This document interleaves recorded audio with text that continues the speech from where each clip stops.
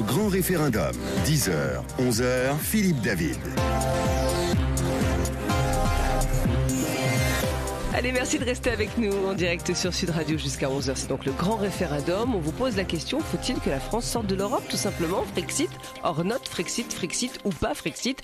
Vous nous le dites au 0826 300 300. Vous avez la parole comme d'habitude. Vous intervenez en direct sur l'antenne avec Philippe David et ses invités.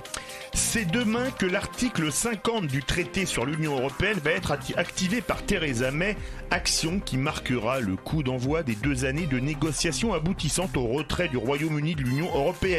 Le Brexit, puisque c'est comme ça qu'on l'appelle, qui était présenté comme une vue de l'esprit il y a un an, tant par les commentateurs que par les instituts de sondage, est donc aujourd'hui une réalité. Certains candidats, comme Marine Le Pen ou François Asselineau, proposent le Frexit, c'est-à-dire c'est plus Britain Exit, la Grande-Bretagne qui sort, mais la France qui sort. Alors, ce Frexit est-il pour vous souhaitable, dangereux? Est-ce une utopie? Est-ce un espoir? Bref, la question du grand référendum de ce matin sur Sud Radio est shakespearienne, puisqu'elle est Frexit or not Frexit, that is the question. Avec nous, Charles-Henri Gallois, responsable UPR en charge des questions économiques qu'on va joindre dans quelques minutes. Marie-Noëlle Lienemann, sénatrice socialiste de Paris et ancienne ministre, ancien député européen. Bonjour. Bonjour, j'ai Bienvenue même sur... été vice-présidente du Parlement européen. Exactement. Bienvenue sur Sud Radio. Et David Béliard, coprésident du groupe Europe Écologie Les Verts et élu dans le 11e arrondissement de Paris. Vous pouvez bien évidemment appeler le 0826 300 300 et voter sur Sud Radio, Facebook et Twitter. On va commencer avec vous, Marie-Noëlle Lienemann. Demain, c'est le déclenchement de l'article 50. Personne n'imaginait cela il y a moins d'un an. Enfin, personne, pas tout à fait. Moi, j'ai les instituts de sondage, non. Voilà. Mais moi, j'ai toujours craint que les Britanniques, constaté que les Britanniques, d'abord, avaient toujours eu une relation à l'Union européenne qui était très singulière et distancée, essayant d'ailleurs de la tirer vers le bas, vers un grand marché et pas du tout vers une Europe plus politique, plus solidaire, de politique commune.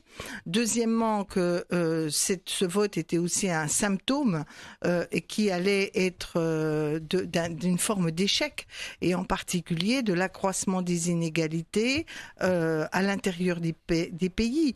Une large part des Anglais est en dehors de la zone londonienne et du cas particulier de l'Écosse sont des gens qui ont connu la désindustrialisation, qui ont vu leur niveau de vie plutôt baisser, qui sont en difficulté sociale et en manque d'avenir, et ils ont considéré que quelque part ils sanctionnaient cette mondialisation que d'une certaine façon l'Europe incarnait.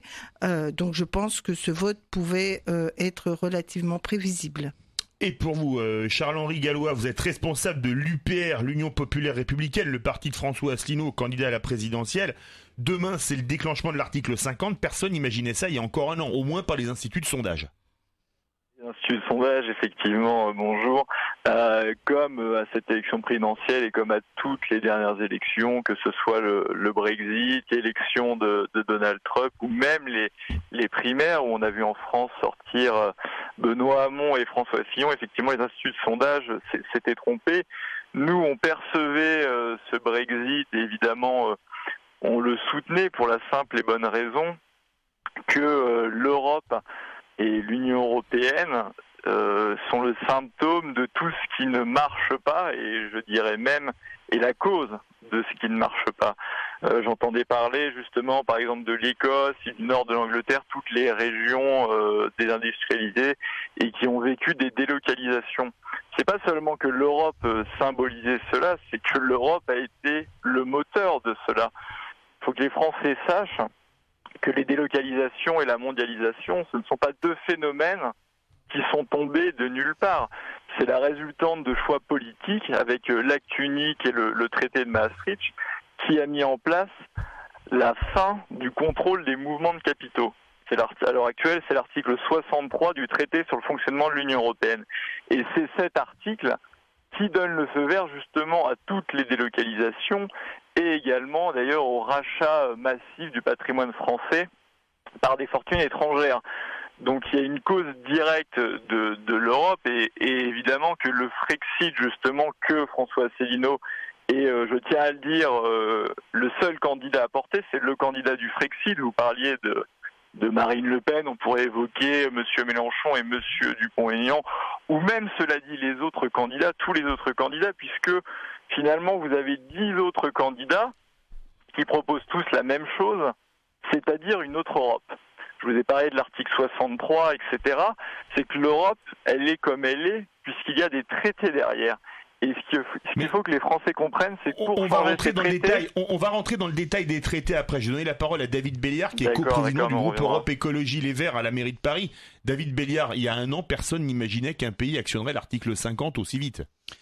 Je crois que pour beaucoup d'observateurs, ça a été une surprise. Par contre, c'est quand même révélateur de deux choses. À la fois, comme ça a été exprimé, des inégalités très fortes qui est provoquée par un marché très très dérégulé et par une Europe qui est finalement réduit à son aspect purement économique. Et puis la deuxième chose, c'est une volonté de réappropriation démocratique des populations, des peuples. En l'occurrence, là, les électeurs britanniques qui ont marqué une volonté d'une certaine manière, reprendre le contrôle sur quelque chose qui semblait leur échapper. On a une Europe qui est effectivement extrêmement loin, en tout cas qui semble extrêmement loin des préoccupations des citoyennes et des citoyens. Et qui est une Europe qui a l'air de fonctionner en vase clos, avec extrêmement technocratique, avec un gouvernement d'experts, très éloigné des volontés populaires. Et ce fossé qui s'est créé entre les institutions européennes, qui, je le rappelle, sont quand même un projet extrêmement positif au départ. C'est un projet de paix, c'est un projet de solidarité entre les peuples.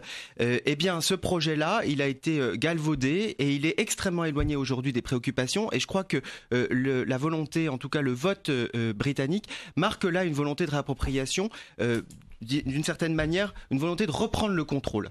Marie-Noëlle Lienemann, la sortie du Royaume-Uni, c'est désormais inéluctable. Oui, bien sûr. Même s'il y a 2 ans de négociations, maintenant c'est fait. Heureusement d'ailleurs. Si quand un peuple vote, on n'applique pas ses décisions, on a justement. Au moment du traité de Lisbonne, on ne s'est pas gêné pour le faire. Alors pas on, c'est certaines personnes, et en particulier Nicolas Sarkozy. Et il faut François bien Hollande. le dire que François Hollande et un certain nombre de socialistes ont prêté main forte à cette mauvais coup qui a été fait à notre démocratie. Mais je rejoins ce que vient de dire mon ami, c'est d'Europe Écologie Les Verts, David Béliard. Je pense comme lui qu'il y a une crise démocratique majeure, qui était d'ailleurs déjà perçue par Pierre Mendès France.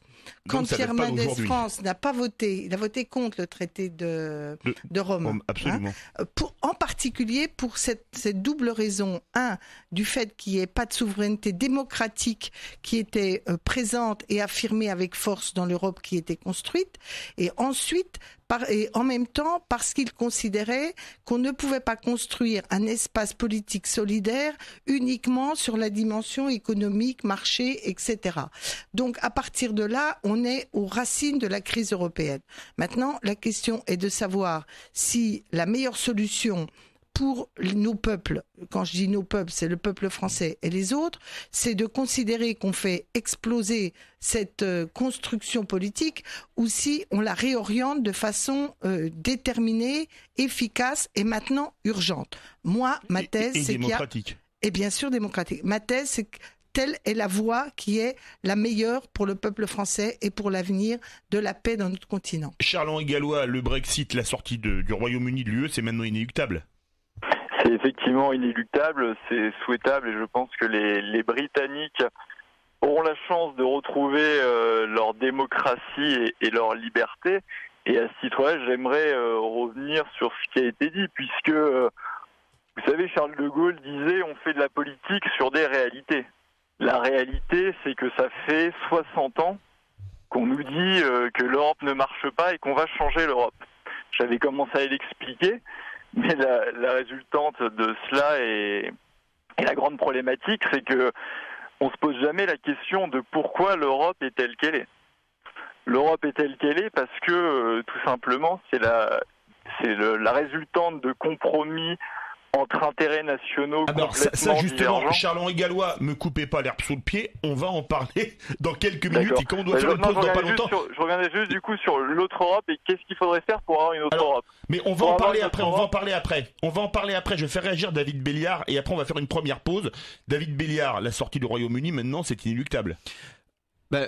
Pareil, j'espère que c'est inéluctable parce qu'il y a une décision démocratique et on revient pas sur les décisions démocratiques, même si à titre personnel j'en suis. Vous dites Britain go out. Non mais j'en suis à titre personnel, j'en suis très triste ayant vécu un peu au Royaume-Uni et plutôt évidemment entouré de personnes qui étaient très pro-européennes. Mais aujourd'hui il y a un vote et je crois que ce vote il doit être respecté. La question qui se pose aujourd'hui à nous, et je crois que c'est une alerte extrêmement violente qui vient de se passer avec le Brexit, c'est effectivement comment on réoriente cette Union européenne, comment on en fait un vrai projet politique, comment on revient en fait aux sources. Vous citiez Pierre Mendès France, comment on revient en fait aux sources politiques de l'Union européenne. C'est un débat qui vaut l'eau puisqu'on a déjà cité Pierre Mendès France et le général de Gaulle, n'est-ce pas Clémence? Oui, et Philippe nous pose cette question shakespearienne, hein, Frexit or not Frexit, that is the question. Dans le grand référendum de 10h à 11h, vous restez avec nous et vous participez en nous appelant au 0826 300 300 parce que peut-être que vous voulez dire quelque chose, vous voulez quitter l'Europe ou justement rester, eh bien n'hésitez pas, vous pouvez aussi commenter sur Twitter et puis tout de suite une petite pause. Le grand référendum, 10h, 11h, Philippe David. Dites-nous ce que vous pensez de la sortie de l'Europe. Si la France sortait de l'Europe, Frexit ou pas Frexit, c'est la question du grand référendum.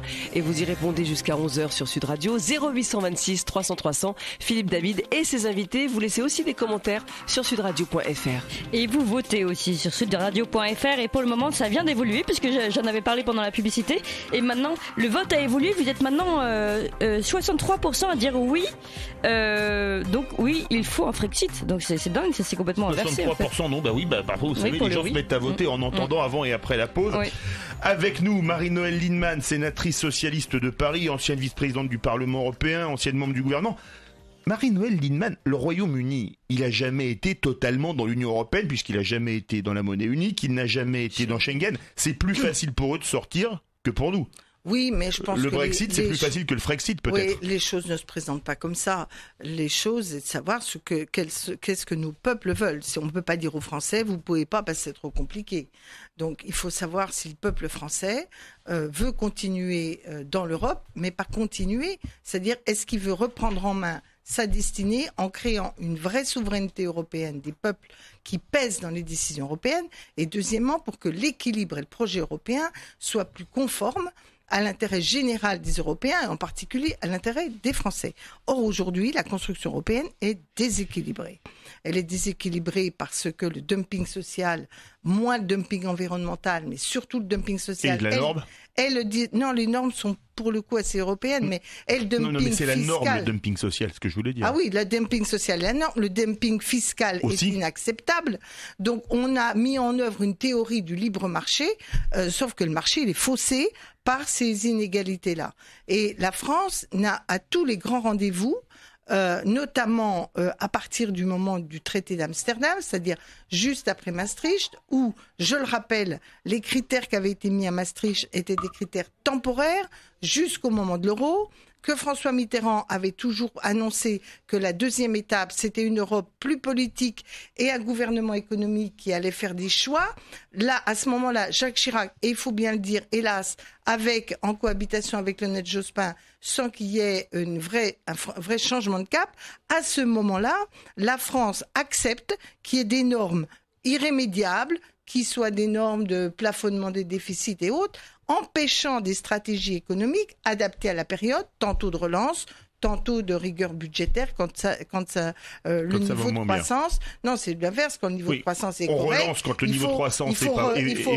Il faut réduire quand même la dette et des choses comme ça. Ça, on s'est privé de cet arbitrage politique et on s'est privé de la possibilité des peuples, à travers un mécanisme démocratique, de peser sur les événements.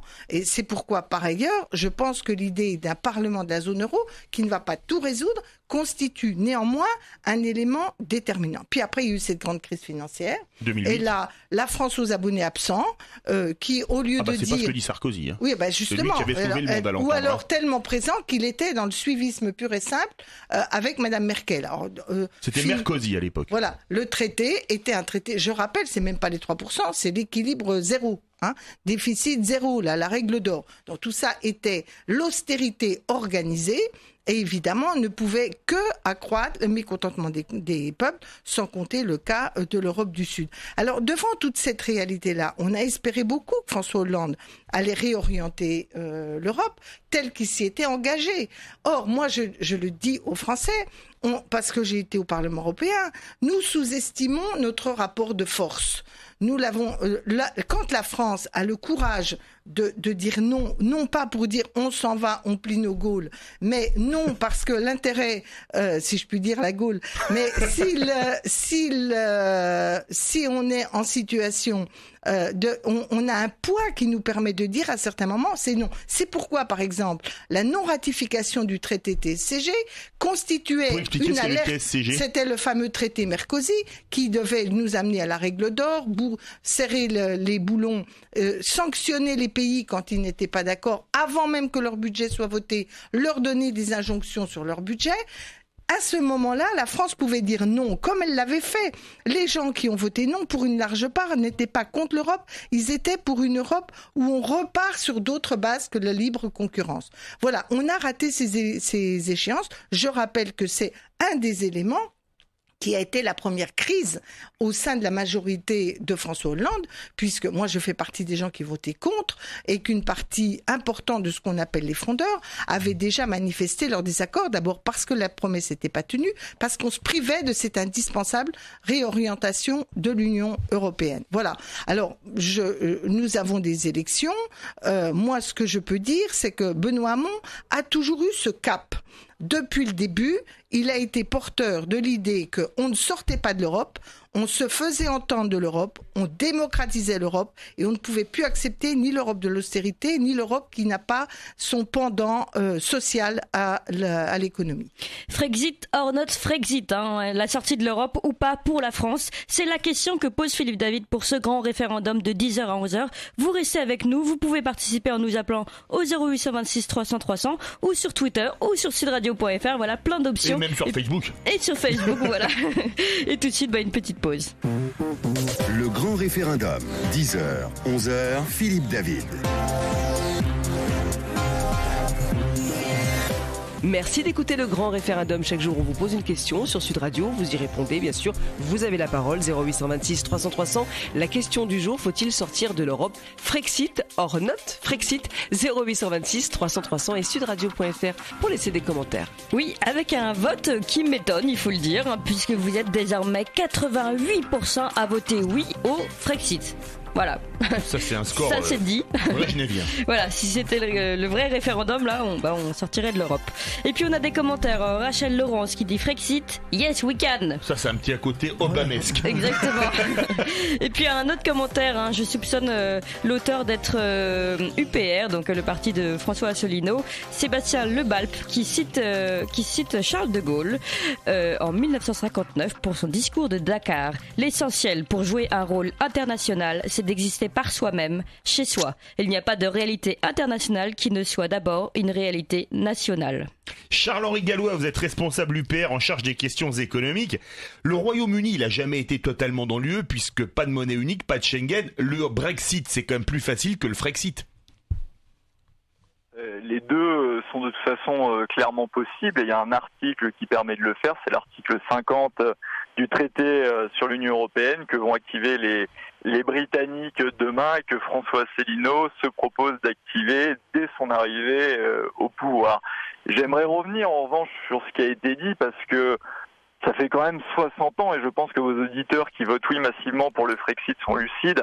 Ça fait 60 ans qu'on nous dit qu'on va réorienter l'Europe. D'ailleurs, Lionel Jospin nous avait fait le coup en 97 en disant qu'il allait renégocier le traité de Maastricht. François Hollande, ça a été dit en 2012 en disant qu'il allait renégocier le TSCG. La réalité, c'est qu'on ne peut rien renégocier du tout. Et la réalité, c'est que pour changer les traités, et ça c'est ce que les gens ne disent jamais, il faut un discours de vérité sur ce sujet-là. On ne peut pas faire des promesses à chaque fois en l'air, à chaque élection, et que ça ne se passe pas. Pour changer une seule ligne d'un traité, il faut l'unanimité des 28 États membres, c'est-à-dire des 28 gouvernements 27. Au même moment, et des 28 parlements nationaux ensuite. Donc il est bien évident que, comme je vous l'ai déjà dit, les traités européens sont la résultante d'intérêts nationaux complètement divergents qui ont été arrêtés et obtenus à la virgule près après des marathons bruxellois incessants. Il est bien évident que ce sont des accords sur lesquels personne ne veut et ne peut revenir. Si vous voulez, par exemple, remettre en cause la fraude et l'évasion fiscale massive ou les délocalisations, comme je vous l'ai dit, ça implique de revenir sur l'article 63 du TFUE. Or, il est bien évident que le Luxembourg, les pays de l'Est qui vivent de ça, ou même l'Irlande, mais diront toujours non. Il faut arrêter de faire croire aux gens qu'on va renégocier l'Europe, faire une Europe plus démocratique, plus sociale. Vous savez, le slogan du Parti socialiste pour les élections européennes de 1979, c'était déjà changer l'Europe. Et en 2009, 30 ans après, il y a juste une chose qui est arrivée, c'est l'arrivée d'Internet. Le slogan, c'était changer l'Europe.fr. Alors il faut arrêter un petit peu ces discours et ces belles promesses qui ne sont pas applicables d'ailleurs dans le cadre des traités européens. Et on sait très bien de toute façon le programme qui sera appliqué si jamais François Asselineau n'est pas élu. C'est celui des grandes orientations de politique économique qui résultent de l'article 121 du TFUE, qui est tout simplement l'augmentation de la TVA, la remise en cause des allocations chômage, la baisse de l'impôt sur les sociétés. Toute la feuille de route est déjà décidée d'un point de vue politique, économique et social au niveau de l'Union européenne. Donc la vraie question, et c'était ce que disait Charles de Gaulle au niveau de l'élection présidentielle, le vrai sujet de l'élection présidentielle, c'est l'indépendance de la France. Et c'est ce que propose justement François Asselineau, le candidat du Frexit. Je vais faire réagir David Béliard, coprésident du groupe Europe Écologie Les Verts à la mairie de Paris, parce qu'on ne l'a pas entendu depuis longtemps non plus. Oui. Vous avez le Frexit, c'est plus compliqué, comme nous on est dans la monnaie unique et dans Schengen, ce que ne sont pas les Britanniques.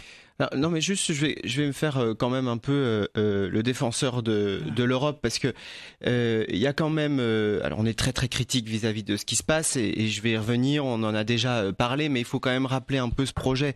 Ce projet, c'est d'abord un projet de paix, c'est un projet qui a permis de nombreuses avancées, notamment par exemple dans la lutte contre les discriminations, dans les questions de clauses environnementales par exemple, de règles environnementales. L'Europe est souvent plus en avance que les parlements nationaux et permet des avancées extrêmement importantes. Par exemple, je pense notamment lors du mandat précédent par un travail formidable qui a été fait par une députée européenne, Sandrine Bélier, sur les questions de biodiversité par exemple. Donc vous voyez, on a aussi un cadre qui est un cadre important et qui permet aussi, je le rappelle, de répondre à des enjeux qui sont des enjeux supranationaux. Les enjeux par exemple de dérèglement climatique, les enjeux de déplacement des populations, des enjeux aussi de compétition économique internationale.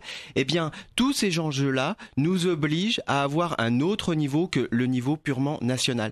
Donc, l'Europe, on peut pas aujourd'hui dire on va jeter le bébé avec l'eau du bain, permettez-moi l'expression. C'est que il y a ça aussi, va, elle est connue. Hein. Je sais, mais il y a des choses et des éléments qui sont extrêmement positifs. Et à titre personnel, je suis aujourd'hui encore un Européen critique, pas un Européen BA, mais un Européen critique, et je souhaite, moi aussi, comme d'ailleurs je crois beaucoup de gens, réorienter l'Europe. Je finirai juste sur un point, par exemple sur les questions sociales. Aujourd'hui, les questions de délocalisation, de compétition sociale entre les pays, par exemple avec la délocalisation de Whirlpool de la France vers la Pologne, nécessite évidemment que cette compétition ne puisse plus exister et que nous ayons une harmonisation sociale. Alors je sais, ça fait longtemps. Mais on peut pas harmoniser socialement la Bulgarie et l'Allemagne ou la Finlande. Mais vous le faites. Mais non, vous mettez les Roumains au salaire allemand, la Roumanie. Mais non, pas du tout. Vous le faites progressivement. On est sur vous êtes sur des tendances. Aujourd'hui, qu'est-ce qu'on fait? C'est qu'on organise la compétition entre les pays. C'est qu'en fait, on fait pour que les salaires hongrois restent très très bas pour permettre d'avoir une main d'œuvre à l'intérieur de l'Union européenne pour des entreprises qui sont des entreprises françaises et allemandes. Les délocalisations sont au sein de l'Union européenne. Mais oui, bien sûr. Mais ce qui est là aussi, mais ça se change. Ça, tout à l'heure, on parlait du rapport de force et après, je laisserai la parole à Marie-Noëlle Lienemann, mes collègues intervenir. Mais tout à l'heure, on parlait du rapport de force. Bien sûr qu'il y a un rapport de force, un nouveau rapport de force à réinstaurer au sein de l'Union européenne. Et la France, elle a tout son rôle à jouer aujourd'hui là-dedans. Marie-Noëlle Lienemann, vous voulez réagir? Oui, je voudrais réagir sur 2 choses. D'abord, c'est bien beau. Et je vous ferai réagir sur une 3e après. Voilà. C'est bien beau de dire que tout va être réglé, qu'on va retrouver notre souveraineté économique dans un monde qui est quand même globalisé, quoi qu'on en pense, simplement parce qu'on va pouvoir décider nous-mêmes, mettre des barrières à nos frontières. Je rappelle, la France exporte 70% de ses exportations sont en Europe. Donc, le jour où on met, nous, des barrières, vous croyez que les autres sont des crétins? Eh ben, ils vont faire la même chose pour essayer de bloquer nos... Alors là, je vais me faire l'avocat du diable, mais l'Europe, c'est la zone la plus ouverte du monde. C'est-à-dire que l'Europe taxe pas les produits chinois, mais la Chine taxe les produits européens. C'est pas pour ça qu'on les a taxés. Je vous parle d'abord de l'Europe, à l'intérieur de l'Europe. Moi, je suis pour qu'on taxe les produits chinois. Je suis pour que dans les grands blocs, et c'était d'ailleurs dans l'origine du traité de Rome, la préférence communautaire. Et c'est donc pas le traité qui l'empêche, mais le libéralisme qui est dominant. Deuxièmement, et notamment le fait qu'on ait ratifié tous les traités de l'OMC où on démantèle partout dans la planète ce type de protection.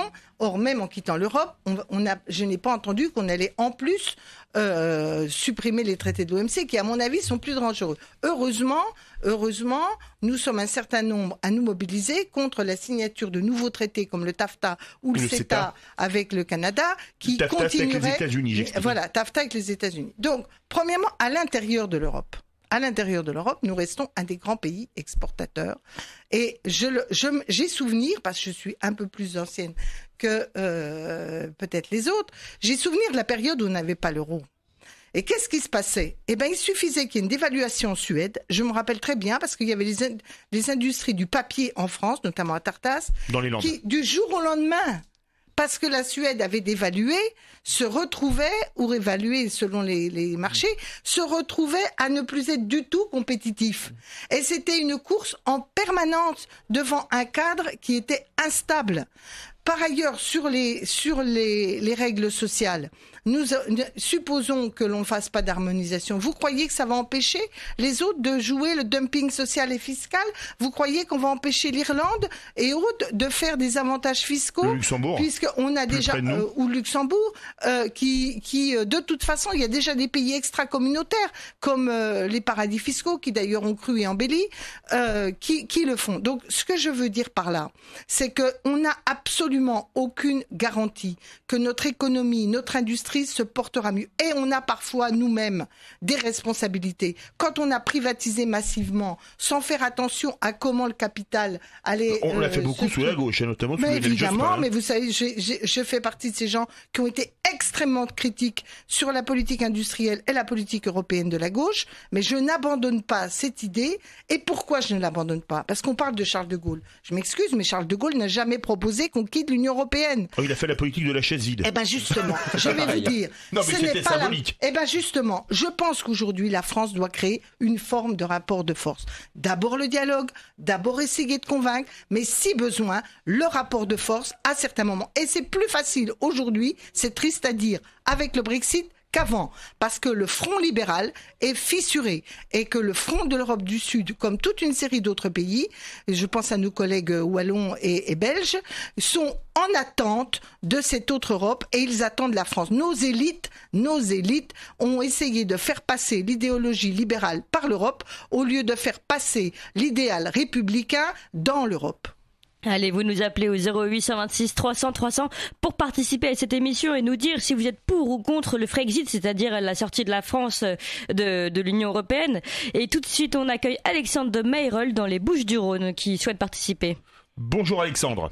Bonjour. Bienvenue sur Sud Radio. Oui, merci de m'accueillir lors de votre émission.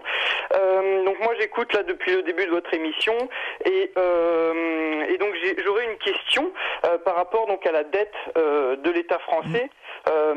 Si nous sortions potentiellement de l'Union européenne et donc de l'euro par la même occasion, j'entends souvent les gens me dire que effectivement si on sort de la zone euro et donc de l'euro et de l'Union européenne, notre dette française va exploser puisque effectivement, et encore c'est approuvé, le franc pourrait potentiellement être dévalué. Mais j'ai pu lire donc et pu entendre certaines conférences sur le principe de la lex monetae. Donc j'imagine qu'un certain nombre de... La loi de la monnaie en latin. Voilà, j'imagine qu'un certain nombre de personnes ne connaissent pas. Et donc je voudrais savoir si ce principe pourrait être appliqué sur la dette française, qui permettrait donc de payer notre dette dans notre monnaie et donc n'y avoir quasiment aucune augmentation de cette dette de l'État français, et donc rassurer un certain nombre de Français par rapport à la sortie de l'euro. Voilà. Eh bien, Alexandre de Mereuil dans les Bouches-du-Rhône, on va faire réagir nos invités. Charles-Henri Gallois, vous êtes responsable de l'UPR en charge des questions économiques, vous êtes tenant du Frexit. Vous avez entendu Alexandre de Mereuil dans les Bouches-du-Rhône qui parle de lex monetae, la loi de la monnaie en latin. Ça nous rajeunit pas le latin. Qu'est-ce que vous voulez lui répondre sur le fait que la monnaie, le transfert de dette française d'euros en francs avec un franc dévalué serait une bonne ou une mauvaise chose? Alors déjà, il faut savoir que la dépréciation, selon le FMI, l'euro est surévalué d'à peu près 6% pour la France. Et il a raison, évidemment, sur le principe de lex monetae. L'explosion de la dette, c'est une des peurs agitées comme ça qui relève finalement de la propagande, puisque selon ce principe de lex monetae, c'est la nationalité du contrat et non pas du créancier qui fait foi. Or, selon l'OFCE, il y a 99% de la dette française qui est mise en droit français, et donc elle sera relibellée automatiquement au taux de sortie qui sera de 1 pour 1, sans explosion de la dette. Et ce qu'il faut savoir, c'est que cette lex monetae avait d'ailleurs été appliquée à l'aller. Parce que vous savez par exemple qu'un créancier vis-à-vis de l'Allemagne, il avait eu une créance en marque. Il pouvait aussi s'estimer lésé de passer à l'euro qui se dépréciait par rapport aux marques, mais il n'y a bien évidemment aucun procès parce que c'est un principe de droit international qui s'applique à chaque fois, et c'est une des grandes peurs qui est agitée par des personnes souvent qui connaissent soit mal le sujet ou alors qui veulent justement désinformer et faire peur. Et je voudrais revenir juste un petit peu sur l'intervention auparavant. Déjà, la Suède n'est pas dans l'euro, donc elle peut justement Non, Marinelle Lindman disait à l'époque où il y avait les monnaies nationales, quand la Suède avait dévalué la couronne. La Suède n'est d'ailleurs pas dans l'euro, donc ça existe toujours. Et il faut savoir qu'on n'est plus dans l'Europe, on n'est plus dans l'Europe de Charles de Gaulle à 6. On est à 28 et d'ailleurs l'Europe ne protège pas, et c'est pour ça que les Britanniques peuvent sortir sans problème du marché commun. La moyenne de la barrière douanière est environ de 3,2%. Si ça vous intéresse, j'ai fait un article là-dessus sur le site upr.fr sur le Brexit et la sortie du marché commun et alors. Et il est bien évident que la France, en sortant de l'Union européenne, continuera à commercer avec ses voisins comme c'était le cas avant. Quand vous avez 3,2% de droits de douane, c'est rien, et ne serait-ce qu'avec une dépréciation de 10% justement du nouveau franc, vous êtes encore plus compétitif que vous l'étiez. Donc ça, c'est pas quelque chose excusez-moi, Charles-Henri Gallois, ce serait le tout nouveau franc ou le très nouveau franc, parce que le nouveau franc, c'était Antoine Pinet il y a très très longtemps. David Béliard. On serait très compétitif. David Béliard, vous avez entendu Alexandre de Mereuil qui disait qu'est-ce que ça va changer si on libellait la dette en francs? En fait, un des points importants là-dessus, c'est quand même la question de la confiance. Lorsque des acteurs vous font une créance, en tout cas vous prêtent de l'argent, il faut qu'ils aient confiance en vous. Et ça, c'est un point. Alors après, on peut le discuter et tout ça, mais c'est quand même comme ça que ça marche. Et ça marche à tous les niveaux. Et même, le banquier, lorsqu'il vous prête de l'argent, il fait un pari et, enfin, normalement, s'il fait bien son travail, c'est encore à discuter, et il le fait sur la base d'un certain nombre de points, et c'est la confiance. Et en fait, le problème de tout ça, c'est d'abord la rupture de confiance. C'est ça qui pose, je crois, la première difficulté d'une sortie de la France de la zone euro. C'est la question de la confiance. Et donc, du coup, à partir du moment où en fait vous vous dites que vous avez prêté de l'argent mais vous n'êtes plus du tout en certitude, non seulement que le pays va pouvoir vous le rembourser, mais encore vous ne savez pas à quelle valeur il va vous rembourser la dette. Donc du coup, évidemment, vous êtes dans un problème en fait de financement de votre dette. Ça, c'est le premier point. Deuxième point, juste sur la question qui vient d'être évoquée sur la compétitivité accrue. La compétitivité compétitivité accrue, elle est, oui, effectivement, lorsque vous regardez, vous dites, voilà, vous dévaluez de 10% votre franc, et puis vous avez des barrières douanières de 3,2%. Ça, c'est en système fermé. C'est juste que si vous regardez votre petite lorgnette et vous regardez juste la France.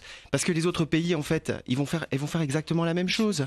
En fait, le problème, c'est qu'il va y avoir une course à l'échalote. Encore une fois, je parlais de la confiance sur la dette. C'est aussi la confiance entre, mais si, c'est aussi la confiance, mais ça a été dit tout à l'heure, les autres pays sont pas crétins. En fait, lorsque vous êtes dans un système ultra compétitif, vous utilisez, excusez-moi, je termine. Mais ça tiendra plus. Mais oui, exactement. En fait, lorsque vous êtes dans un système compétitif, vous utilisez en fait tous les leviers qui sont à votre disposition.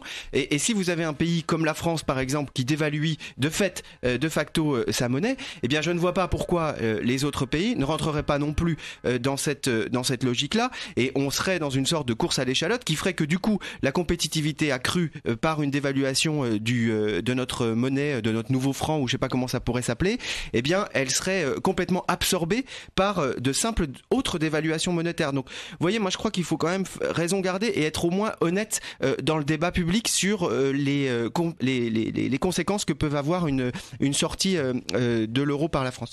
Frexit or not Frexit, qui veut dire sortie de l'euro pour la France ou pas, de l'Europe plutôt.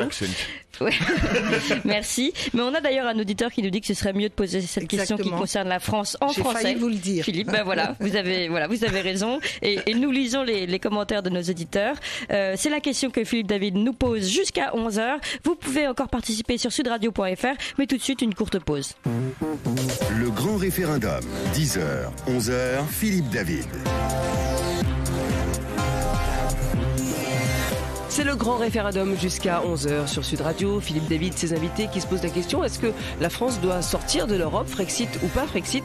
Vous nous le dites, vous avez votre avis sur la question. On aimerait bien l'entendre au 0826 300 300 et vos commentaires sur sudradio.fr. Oui, et sur Twitter, vous votez aussi. Vous êtes maintenant 89% à voter oui au Frexit. Donc Frexit, on le répète, on parle de la sortie de la France de l'Europe. Terme qu'on pourrait utiliser en français d'ailleurs, c'est vrai, on pourrait parler tout simplement de cette sortie. On a des commentaires aussi. Voilà, on a des commentaires aussi sur Twitter. On a toute la Thaïlande, c'est un pseudo, qui dit elle nous a été imposée cette Europe alors que nous avions dit non. Elle nous a ruinés et nous a fait couler très vite. Et on a d'autres commentaires comme Maximus qui nous dit quand ça marche pas, ça marche. Il faut mettre fin à ce projet fou toujours. Et alors là, c'est une question à Marie-Noëlle Lindemann qui est l'une de nos invitées. Si on met des taxes à nos frontières, l'Union européenne fera la même chose à notre égard. Donc l'Union européenne nous prend en otage en fait? Non, parce que je pense que l'Union européenne, si la France n'est plus dedans, n'existe plus. Il ne faut pas se raconter des bobards. Pour vous, le Frexit, c'est la fin de l'Union européenne? L'Union européenne, avec la deuxième nation la plus puissante qui s'en va, ça devient la zone allemande. Ça devient. Ça l'est peut-être déjà. Vont rester dans l'Union européenne uniquement, si tel était le cas, les pays très proches de l'Allemagne et encore. Donc il n'y aura plus d'Union européenne. Ne nous racontons pas des histoires. Bon, et donc à partir de ce moment-là, chaque pays, voire le bloc autour de l'Allemagne, va trouver les moyens de sa propre défense. La prise en otage, on prend personne en otage. Moi, je considère aujourd'hui que il y a des risques géostratégiques, qui est que plus on est divisé, plus non pas simplement on peut jouer sur nos divisions. Pour les marchés financiers, par exemple, quand je parlais de la Suède, pourquoi il y a moins d'effets? Parce que le bloc euro a une certaine stabilité qui fait qu'on ne nous attaque pas régulièrement. Moi, je me rappelle des périodes où la France était attaquée. Le franc était attaqué. En particulier quand il y avait des politiques sociales. Bon, donc Vous voulez parler de 81? Oui, ou même à d'autres périodes où on a eu des... On avait dévalué 3 fois le franc entre 80 et 83 avec la politique parce que les marchés considèrent qu'on n'est pas dans leur clou. Non, c'est pas forcément une raison, mais je dis c'est des fragilités réelles. Je voudrais rappeler de l'histoire de la monnaie. Court, parce qu'on nous appelle au 0826 300 300. On va prendre notre auditeur ou auditrice. Alors, vous avez répondu déjà à un Twitter. Je vous propose d'accueillir tout de suite Zlatko qui vient de l'Isère et qui veut commenter aussi sur le Frexit. Bonjour Zlatko. Bonjour, bienvenue sur Sud Radio. Oui, je suis d'origine de République tchécoslovaque, j'habite en France depuis 10 ans. Donc j'ai découvert Monsieur Asselineau, ça fait quelques mois et j'ai bien suivi beaucoup de ses conférences. J'ai trouvé beaucoup de vérités qu'on n'avait jamais trouvées avant dans les grands médias. Et je vais vous dire que l'idée de harmonisation sociale est une idée absolument utopiste et je veux bien savoir comment on pourrait, par exemple, au niveau de la République tchèque et slovaque, arriver à même niveau social qu'en France. Il ne faut pas se faire l'illusion. Les gens gagnent là-bas 1/4 ou 1/6 de salaire d'ici. Et quel truc magique va faire qu'on va faire ce niveau égal? C'est pas possible, c'est une illusion. Merci. Merci beaucoup. D'ailleurs, je tiens à rappeler que les nouvelles petites voitures chez Peugeot Citroën maintenant sont faites en Tchéquie et en Slovaquie. Exactement, c'est une usine commune PSA Toyota. Je vais faire réagir Charles-Henri Gallois. A priori, vous avez entendu Zlatko, d'origine tchèque, qui dit qu'on ne peut pas faire l'harmonisation sociale. A priori, il est proche de vous et de François Asselineau. Qu'est-ce que vous voulez répondre? Mais qu'il a raison, de toute façon, il a pris l'exemple de la Slovaquie ou de la République tchèque, mais il faut savoir, par exemple, le salaire minimum bulgare est de l'ordre de 200 € par mois. Et il est bien évident entre 1500 et 200 € par mois, vous ne ferez jamais d'harmonisation. Ça fait d'ailleurs 30 ou 40 ans qu'on nous vend l'harmonisation. Et pour la bonne et simple raison que ces pays de l'Est, justement, du fait du bas coût de main-d'œuvre, profitent de ce système-là. Et comme je vous l'ai dit, pour changer durablement le système, il faut changer les traités, ce qui requiert d'avoir l'unanimité. Donc on peut faire des promesses, des belles idées comme ça d'harmonisation ou de politique économique européenne. Ça n'arrivera pas puisqu'il y a des intérêts nationaux qui sont divergents.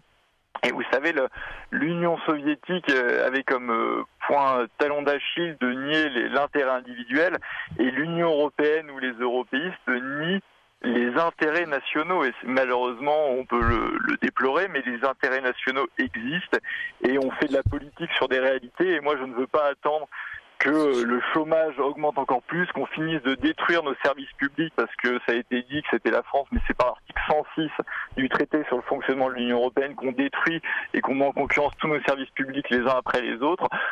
Quand on parle de lutter contre les délocalisations ou même de lutter contre la spéculation monétaire, Charles-Henri Gallois, il nous reste à peine 4 minutes, très court. Je finis juste ce point-là. Le franc a été attaqué après 83 quand le gouvernement justement de François Mitterrand a mis en place la circulation des mouvements de capitaux pour préparer l'acte unique. Donc avant on pouvait se protéger justement des attaques spéculatives par le contrôle des mouvements de capitaux, de la même manière qu'on peut se protéger des délocalisations. Grâce à ça, quand vous contrôlez les mouvements de capitaux, vous pouvez beaucoup plus facilement piloter votre monnaie, et évidemment il y a une différence entre, contrairement à ce que c'est dit, entre dépréciation et dévaluation. Une dévaluation c'est en change fixe, alors que bien évidemment on n'est plus du tout en change fixe, on parle de dépréciation. Non mais la guerre des monnaies, excusez-moi, mais la guerre des monnaies, elle date pas de 1983. C'est quelque chose qui est beaucoup plus. Non mais attendez. David Béliard, on a entendu. Beaucoup plus ancien. Juste pour répondre à votre éditeur, très vite.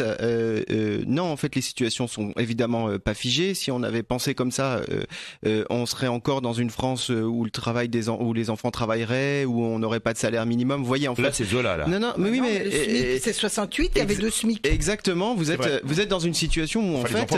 Non, mais vous êtes. Oui, mais d'accord. Mais vous êtes dans une situation où en fait les choses sont pas figées. Si on commence à dire que en fait, les Bulgares doivent être payés ou les Roumains doivent être payés 200 € par mois et basta. Alors évidemment, c'est pas du tout la perception que moi je me fais de la politique, qui est une politique. D'ailleurs, je note chez votre interlocuteur de l'UPR une vision particulièrement égoïste. La question, elle est quand même aussi sur la question de la solidarité et c'est ça aussi l'intérêt de l'Union européenne, c'est-à-dire d'avoir des investissements qui puissent être des investissements massifs pour transformer le cadre productif. Excusez-moi d'être un peu éco, mais le cadre productif, le système productif des pays, pour justement les amener en fait à augmenter et à améliorer les conditions sociales. On l'a fait, alors de manière pas complètement de la même manière qu'en France, mais on l'a fait pour l'Espagne, on l'a fait pour l'Italie. Enfin, vous voyez. Pour le Portugal. Alors, on peut faire les convergences des SMIC. On peut le faire. On a bien fait la convergence des monnaies entre l'escudo et le mark. On l'a pas toujours bien réussi, mais en tout cas, on a fait une certaine convergence. On l'a même fait entre la drachme et le mark. On peut très bien, ou le drachme, mais on prend qu'est-ce on fait? On commence à d'abord imposer qu'il y ait partout un SMIC en Europe. Deuxièmement, on fait des écarts types qui doivent se réduire. Et on prend en compte la productivité, c'est-à-dire vous avez le salaire maximum le plus bas d'Europe et le plus haut d'Europe, et progressivement, il progresse, on réduit les écarts. Pour permettre ça, il faut des politiques publiques qui aident ces pays à se moderniser. Pas par du dumping social, par des infrastructures, par de la formation. Nous avons tout intérêt à ce que les pays d'Europe de l'Est consomment. Tout intérêt à ce que les pays d'Europe du Sud rattrapent aussi leurs inégalités, parce que ce sont nos marchés pour la France. Car sinon, si on est toujours dans cette situation, c'est la restriction de nos capacités d'exportation qui s'organise. Alors, il nous reste 30 secondes. C'est la question du jour. On va commencer avec vous, Charles-Henri Gallois, que vous êtes à distance. Frexit or not Frexit? That is the question. Pour vous? Évidemment, pour nous, Frexit, pour retrouver non mais c'est liberté. Bon, parce qu'il nous reste 15 secondes. David Béliard, Frexit or not Frexit? Non, pas de Frexit. Il faut réinventer en fait un rapport de force et changer l'Europe. Et pour vous, Marie-Noëlle Lienemann? Pas de Frexit, une autre Europe, c'est possible. Faut le vouloir. Faut que la France sorte de sa coquille de paralysie générale. Merci beaucoup, Marie-Noëlle Lienemann, Charles-Henri Gallois et David Béliard. Clémence? Vous votez oui à 80.